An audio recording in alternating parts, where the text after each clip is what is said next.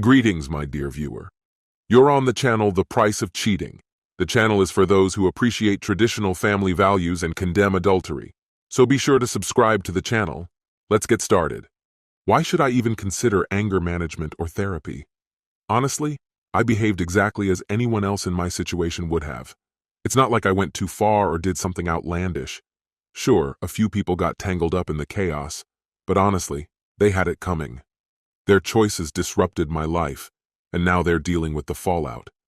Why should I see that as my burden to bear? Anyway, let me start from the beginning. My name is Max, and apparently I've been labeled as someone with an anger problem. At least, that's what the court seems to think. They've mandated that I attend these group therapy sessions as part of their judgment. I'm 36 years old, married, and a father to 3 amazing kids. My 2 sons and my little girl are my world. Today, during the group session, the counselor, Tom, kicked things off by turning to me and asking, "Max, why are you here? What brought you to these court-ordered sessions?" I exhaled deeply, feeling the weight of the question, and replied, "Well, Tom, it's a bit of a long story." Tom gave me a patient smile and said, "That's all right, Max. Take your time. We've got 3 hours." With that, I cleared my throat and began to recount the chain of events that had led me here. I'll spare you the details of how I met my wife Nina. Just know that I once thought she was the most beautiful woman I'd ever seen. The real story begins with my younger brother's bachelor party. It was a wild night, meant to give him a proper send-off before his wedding. The whole thing was over the top: strippers, booze, and even some questionable company. Let's just say it wasn't exactly a modest affair. I had been completely transparent with Nina about the bachelor party beforehand. I didn't want any secrets lurking in the shadows that could cause problems later. To be honest, the party was absolute madness. It started on a Saturday afternoon and didn't officially end until Sunday evening, when the police showed up in response to a noise complaint. Despite the chaos, I made a point to stay in touch with Nina throughout. I called her at least a dozen times over the course of the weekend. After my brother's wedding, life seemed to return to normal, at least for a while. A few months later, I came home after an exhausting day at work, desperate for a hot shower. I'm a fisherman, and it's a tough, gritty job, but I love it. There's something about the camaraderie among the guys at the docks that makes the hard work worthwhile. Anyway, I definitely needed that shower. Let's just say the smell of the sea wasn't doing me any favors. I had barely stepped out of the shower when everything went dark. It felt as though I'd been hit by a freight train. Disoriented, I tried to get up, only to find I couldn't move. My vision was blurred, but I could make out 2 figures in the room. As things came into focus, I realized it was Nina and her sister. "So, you thought you could cheat on me?" Nina snarled. I stared at her, utterly baffled. "What are you talking about?" I demanded. That's when I noticed I was strapped to a chair, my limbs immobilized with layers of duct tape. They hadn't just tied me up, they had practically mummified me. "Let me go, right now!" I shouted. Nina merely smirked. "Oh, I will, but not before I get my revenge, you liar!" Revenge? For what? I had no idea what she was talking about. My brother and I had been careful to follow the boundaries Nina and I had agreed on before the bachelor party. Nina and her sister walked out, leaving me tied up in that chair. I sat there helplessly, time dragging on, until they returned. This time with company. To my shock, 5 men from the bachelor party followed them into the room. I recognized them immediately. "Untie me," I said through gritted teeth. My oldest friend, Ben, stepped forward. Ben wasn't just anyone. He had been my best friend for over 2 decades and was the best man at my wedding. I trusted him so much, I had even named my son after him. But when Ben looked at me, his expression was icy. "Max, you shouldn't have cheated on Nina," he said coldly. I opened my mouth to defend myself, but before I could utter a word, Nina shoved a ball gag into my mouth. Cheating? I had never cheated on Nina, and Ben of all people knew that. Yet no one was listening. What followed was 3 hours of hell. They called it revenge, but to me, it was a nightmare. When it finally ended, Nina disappeared into the bathroom for a shower, leaving me alone with the men I had once considered friends. Ben crouched down, meeting my gaze, and smirked. Too bad we didn't record it, he sneered. One of the others removed the gag from my mouth, but I stayed silent, fuming. Ben leaned in closer. You know, Max, Nina is an incredible woman. I've wanted her for years, and I couldn't let this chance slip by. I know this means we're done as friends, but I had to do it. I said nothing, but my mind was already racing, plotting my next move. Let it go, Max, Ben said, his tone a mockery of concern. If you don't, someone's going to get hurt. With that, he struck me across the face, knocking me unconscious. When I came to, I was in a hospital bed. The first thing I noticed was Nina, dozing in a chair by my bedside. I motioned to a nurse and whispered, "Please call the police." At first, she looked at me with confusion. Then I showed her the bruises on my wrists, evidence of the duct tape that had bound me. She nodded and quietly left the room. A few minutes later, the nurse returned to tell me that officers were on their way. By then, Nina had woken up. "What's going on?" she asked. When the police arrived, I didn't hold back. "My name is Max Trexler," I told them. "Earlier today, my wife orchestrated an attack on me involving 5 men. She accused me of cheating, but I didn't. I can name everyone involved, including 2 men who are police officers. So, either do your job or leave." When I was finally released, I decided it was time to inform the state attorney's office about everything that had transpired. The officer on duty asked me to recount the events, so I described the entire celebration and the chaos that followed when the gang showed up. Nina sat frozen in disbelief, her jaw slack as I explained that the party had been filmed to ensure there would be no disputes about the husband's involvement. I went on to tell the officer that the recording would verify if any of the men had solicited a prostitute. The officer turned to Nina, instructed her to stand, and informed her of her rights. She was promptly charged with assault and kidnapping. I provided a detailed list of names of everyone who had participated in the gang's antics. It was time to shift the balance of power. These people had put me through hell, and now it was their turn to face the consequences. As Nina was being escorted out, she shot me a venomous look and hissed, "This isn't over, Max. You're making all of this up, and I'll make you regret it." Her threat didn't go unnoticed. The officer tacked on an additional charge for intimidating a witness. After spending a grueling week in the hospital, I resolved to take action. Enough was enough. It was time for justice. To keep my plans organized, I listed my grievances. They attacked me and put me in the hospital. They spread lies to ruin my reputation. They betrayed me by having an affair with my wife. My wife played an active role in their schemes. At that point, they could have her. I was done. Even if it cost me everything, I was determined to even the score. While recovering in the hospital, I meticulously mapped out my strategy. The day I was discharged, I headed straight to the bank. I withdrew $600 only to discover from the teller that my wife had attempted to access my accounts. Enraged that her name wasn't listed, she later returned with a lawyer. Both of them were informed in no uncertain terms that she had no claim to the funds. They left fuming. From there, I paid a visit to my brother, hoping he could recommend a good attorney. At first, he lashed out, accusing me of betraying our friends by getting them arrested. I started to leave, but he stopped me, demanding an explanation.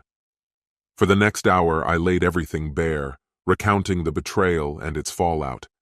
He and his wife listened in stunned silence, their expressions a mix of shock and disbelief. When I finished, his wife accused me of fabricating the entire story. My brother defended me, insisting I wasn't the type to lie, and told her to butt out. She fired back, claiming he didn't know what he was talking about, and told him to shut up. "What's gotten into you?" he snapped. "If you're going to side with her, just say it. This is my brother, and I'll stand by him." Enraged, she stormed off, grabbed her purse from their bedroom, and declared she was leaving. My brother didn't flinch. "Let's make one thing clear," he said coldly. "If you're against my brother, let me know now so we can end this marriage. You're either with us or you're not." She left, slamming the door, only to return moments later, toss her wedding ring onto the floor, and walk out for good. "Good riddance," my brother muttered without emotion. The following day, we met with an attorney to put my plan into motion. By the week's end, the wheels would be in motion. Friday morning began with drama. At precisely 9 a.m., a large "for sale" sign appeared on my front lawn just as Nina was leaving for work. She screeched to a halt, jumped out of her car, and started berating the realtor. "What do you think you're doing?" she yelled. The realtor calmly showed her the paperwork, explaining that the property was being sold. "He can't do this!" she screamed, to which the realtor replied, "Actually, it's his house." Later that day, while Nina was at work, she was approached by her boss and a man carrying an envelope. "You've been served," he said as he handed it to her. Meanwhile, my phone wouldn't stop ringing. I received over 50 calls, including several from furious wives demanding answers. I told each of them the entire truth, sparing no details. In addition to the calls, I received over 20 death threats, all of which I documented. Their anger only made me laugh. I couldn't understand why they thought I'd let their betrayal go unchallenged after everything they had done to me. The next day, my lawyer filed 5 civil lawsuits, each demanding $5 million in damages. Nina also faced legal action for assault and theft. My brother and I stayed the course, even as so-called family members and acquaintances tried to interfere. As the trial date for the assault charges approached, tensions reached a boiling point. The day before the trial, Ben ambushed me in the parking lot outside my office, jumping out from behind a car. Without thinking, I pulled out my .38 revolver and accidentally shot him in the groin. When the police arrived, Ben was writhing on the ground, screaming that I had tried to kill him. Calmly, I pointed the officers toward the security cameras, which had captured everything. Realizing he'd been caught on tape, Ben's face went pale. "Ben, you absolute moron," I said with a sly grin. "Don't stress too much, though. Maybe they'll be able to sew your balls back on. If not, well, let's just say you'll be in high demand in prison. A guy without balls in the clink? You'll be everyone's favorite witch." Minutes later, an officer came back holding the security footage and asked for my gun license. I calmly handed it over, and after a quick check, he nodded approvingly. "You're free to go," he said. The trial was a breeze. The stag party's security footage didn't just clear my name of cheating, it actually showed me calling Nina every few hours to check in. Ironically, Ben and Nina decided to face the trial together. Nina, ever confident, was convinced they'd walk away scot-free. When the judge asked Nina why she believed I'd been unfaithful, she didn't hesitate to blame Ben. "He told me so," she said bluntly. But Ben's attorney wasn't having it. "That's a lie," he countered. "Nina's been pursuing Ben for years. She's the one who wanted to sleep with him." Nina froze, her face pale, her mouth hanging open. Her lawyer immediately objected and requested a recess. During the break, Nina's attorney approached me. "Max, listen," he began. "I know you're angry, but can you let this go? Do you really want to destroy her completely?" I stared him down. "Are you seriously asking me to help her? After she and Ben tied me up, left me for dead, and landed me in the hospital? I could have died. No, she's getting exactly what she deserves." Then I turned and walked away. Nina wasn't ready to give up. She approached me cautiously. "Max, can we talk?" she pleaded softly. "I'm sorry. I made a huge mistake. I was angry and let my emotions take over. I never imagined Ben would turn on me. You know me, I'm hot-headed, but I know you still care about me deep down." Her voice cracked as she begged. "Please, Max, don't let your pride ruin me." I looked at her, my voice heavy with pain. "Nina, you hurt me in ways I can't even describe, but fine. Against my better judgment, I'll talk to the DA and ask him to go easy on you." As I approached the DA, I leaned in and whispered, "Don't let her off the hook. Nail her." Then I turned back, flashed her a thumbs up, and walked away. She'd get exactly as much mercy as I had when she left me to bleed out.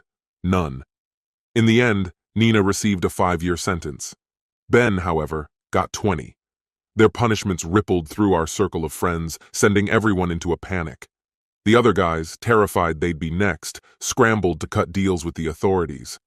Ben's wife, Sharon, confronted me after the sentencing, her face a mixture of rage and sorrow. "Max, what Ben did to you was awful, but did you really have to destroy our lives too?" she demanded. "Sharon," I replied icily, "your husband beat me so badly I ended up in the hospital for a week. He and Nina left me there to die. I did what I had to do. At least he'll get out eventually. Me?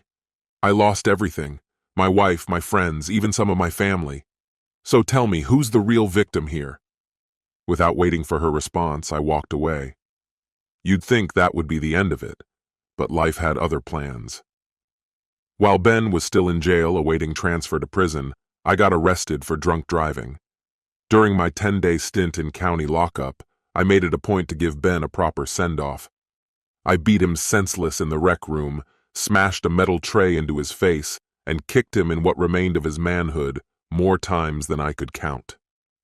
When I stood before the judge, he gave me a knowing look. "You've made your point," he said, slapping me with $100 fine and time served. Over the next few months, I tied up loose ends. 2 of the guys were ambushed in a bar fight and zapped with over 1,000 volts straight to the groin. The remaining 2 were jumped by a group of masked men while I just so happened to be visiting family in Texas. Pure coincidence, of course. Now I'm here in anger management class, recounting all of this because the judge thinks I have issues. The room was silent for a moment before my classmates erupted into applause. I was puzzled until Tom, one of the guys, stood up. "Max, you need to learn to let things go," he said, shaking my hand. "Revenge doesn't solve anything. Ben and the others are in prison, and your divorce didn't cost you a cent. What more could you want?" I laughed. "Not a damn thing," I said. "But here's the twist. Those guys got off easy compared to some of the stories I've heard in this class. One guy caught his wife cheating and shoved an axe handle where the sun doesn't shine. Another clamped a pair of vice grips onto his wife's lover and tightened them. The scariest one? A doctor who drugged his wife's lover and injected battery acid into his balls. All of them served at least 5 years and now sit beside me as part of their parole. I guess the judge is trying to tell me something. Meanwhile, my brother's wife has returned, desperate to win his forgiveness. She used to be Nina's best friend but chose to side with us instead of warning Nina. I told my brother to consider giving her another chance. As for me, I'm dating a fiery redhead I met while delivering Nina's final divorce papers. She was there doing the same for her ex. And Sharon? She's divorced from Ben now too. She even warned me that Ben, with his new prison buddies, had asked her to kill me so he could argue for a retrial. It seems revenge always comes full circle. "Ben, listen to me. Max will face the consequences," Sharon declared, her voice unwavering but charged with a fiery determination. "He's going to feel every single ounce of what he's done. When he looks into my eyes, he'll know exactly how much pain he caused me." Ben, ever the optimist, didn't question her conviction. Sharon had a way of speaking that left no room for doubt. As I watched her, I understood why. Her eyes didn't carry bitterness or hatred, only a profound strength fueled by love and resolve. On the other hand, Nina reaches out to me every week, begging for a chance to talk. She's finally starting to take responsibility for her actions, though it's been a long time coming. It seems she's beginning to grasp the damage she caused. She's even joined group therapy to confront her struggles with anger. In some ways, I can relate. I've experienced that kind of overwhelming rage before. But where am I now? To be honest, I feel amazing. Maybe that makes me seem unfeeling or detached. But this is my story, and I'll tell it exactly how it is. I've always believed in standing your ground. That doesn't mean I condone vengeful acts, like tearing someone's life apart because they wronged you. That's not the path to peace. At the same time, letting yourself be walked all over isn't the answer either. Life is about striking a balance, protecting your dignity when someone betrays you, but staying true to yourself in the process. This concludes the story. If you like it, then put your powerful like and subscribe to the channel.